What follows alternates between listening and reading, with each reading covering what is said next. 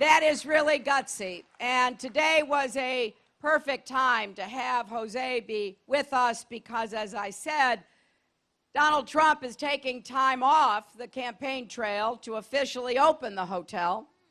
And yesterday here in Florida, he took time out to invite the press to listen to his employees talk about what a great boss he is while he was watching and listening to them. And today, in opening that hotel, I think it's important to note that he once again relied on undocumented workers. The same people he has been insulting and demonizing throughout this campaign.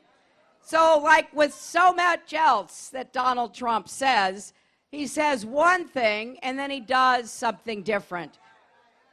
Many of the products in the hotel were made overseas rather than here in the United States, and he even sued the District of Columbia to pay lower taxes. That is the way that he does business. Now, we've actually learned in this campaign that Donald Trump is the poster boy for everything wrong with our economy.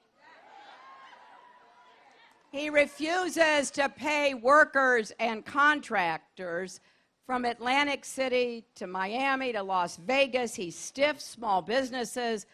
I take that one personally because my dad was a small businessman. And I've met so many people who did projects for Donald Trump. You know, provided pianos for one of his casinos, installed drapes for one of his hotels, laid the marble, put in the glass, washed the dishes, painted, and then weren't paid. I just think that is fundamentally wrong. And that is not the kind of experience we need in the Oval Office. So I'm grateful to Jose, and I want to thank everyone else. My great friend, your United States Senator, Bill Nelson, Congresswoman Kathy Castor, Mayor Bob Buckhorn, who's here with his two daughters, Governor Charlie Crist, soon to be Congressman Charlie Crist. I have to say we've got two great candidates here, David Singer, candidate for the House of Representatives, and Rena Frazier, another candidate. And we have the great talent of Angela Bassett with us today. So, my friends, here's the advice that I got. It is a beautiful day in Tampa, but it's warm. And some of you have been here a while, right? And I'm watching the flags. So long as they're waving, I know there's a breeze.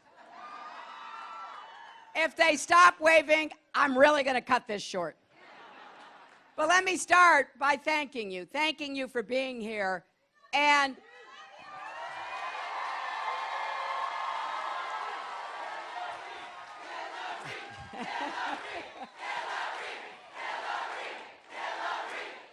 thank you. Thank you. Well, I'll tell you, if I ever need a, pickup, I'm coming back to Tampa, Mayor.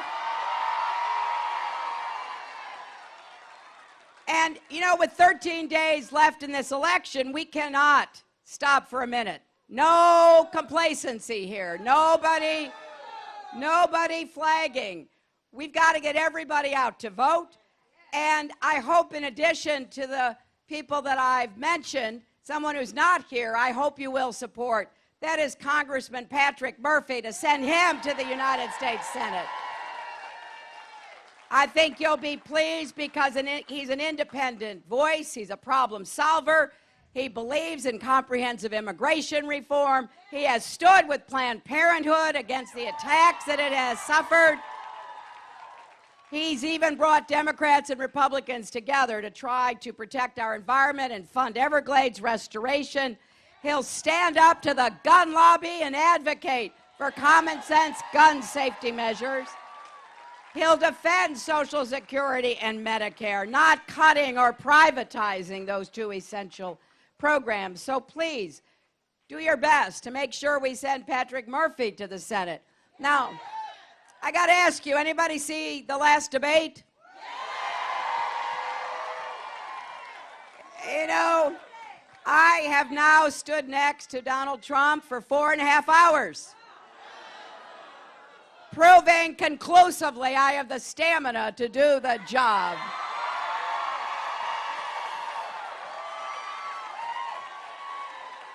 And every time he says one of those outrageous things that he does have he does have a way of saying, I just keep remembering Michelle Obama's words, when he goes low, we go high. But I got to say, he said something in the last debate we've never heard from anybody running for president. He basically said that he's not sure. He refused to say that he would respect the results of the election.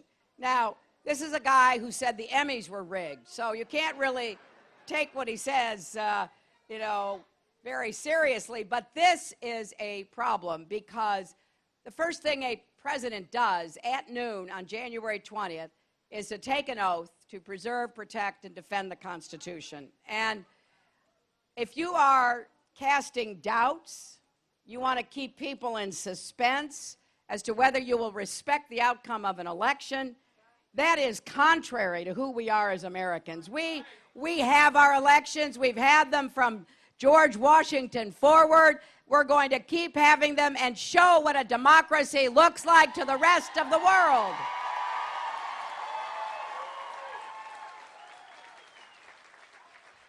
I believe strongly that the American people are going to reject this dark, divisive vision of America. And it's happening, my friends. We have reached a milestone. More than 200 million Americans are registered to vote. That's the biggest number ever. And that number includes 50 million young people. And you know what else? More than 10 million people have already voted, including 2 million right here in Florida. I'm hearing some great stories from people. Let me just tell you one. It's about Stephen from St. Augustine. He's been fighting a rare form of leukemia and heart disease. He's been in and out of the hospitals 12 times in the last 2 years. But he knows how important his vote is. So I heard yesterday he ditched his oxygen tank, which I would not have recommended, clung to his walker, stood in line so he could cast his vote for a better America. And if Stephen can do